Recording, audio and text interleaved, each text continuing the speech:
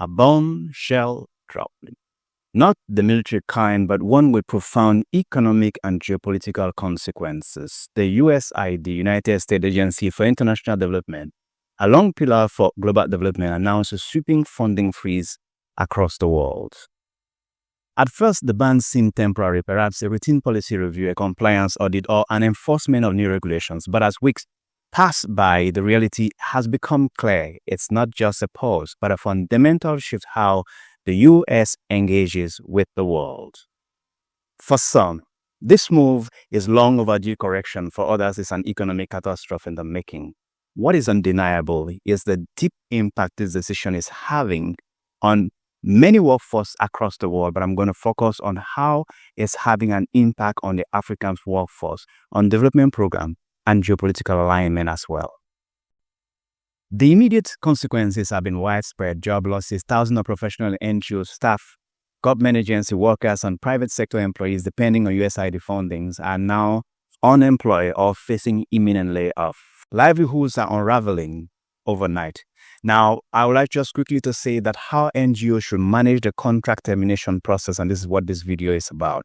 Hi, my name is Anse. I'm your career breakthrough sidekick, your happiest HR. Of course, what is happening right now does not actually make everyone happy because there's a lot of things that are going to have to take place. A lot of people are going to be out of workforce, and that is going to cause a lot of stress on even some of us in the HR system. Now, with USAID funding halted, NGOs and implementing partners must handle workforce reduction with care and professionalism. This is my advice.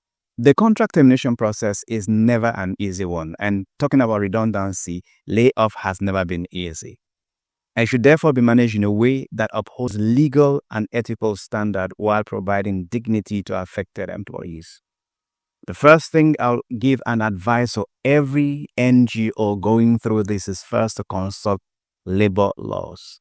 NGOs should review local labor laws and employment contracts to ensure that all terminations comply with statutory requirements, including notice period, severance pay, redundancy policies, terminal benefits.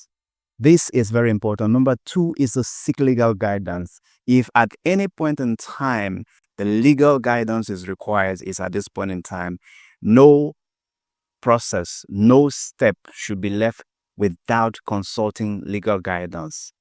Engaging legal expert can help organizations navigate the complexity of employment law per se, and mitigate potential legal dispute. If there's anything we don't want at this point in time, is to have our name dragged to court.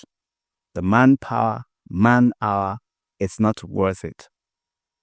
The third thing I'm asking, which is very, very focused, is be human-centered. Be people-centered. Layoffs should be handled with empathy, open and transparent communication, emotional support, and access are things that NGOs should think about. Access to career transition are things that should be discussed. Career transition resources should be made available. This can help employees cope with sudden changes. If at any point in time also, this is the time to talk about money. I was facing redundancy about 3 years ago, and that was when I started thinking about what's the future for myself, what's the future for my children, what's the future for my family. And I did invest in an insurance policy.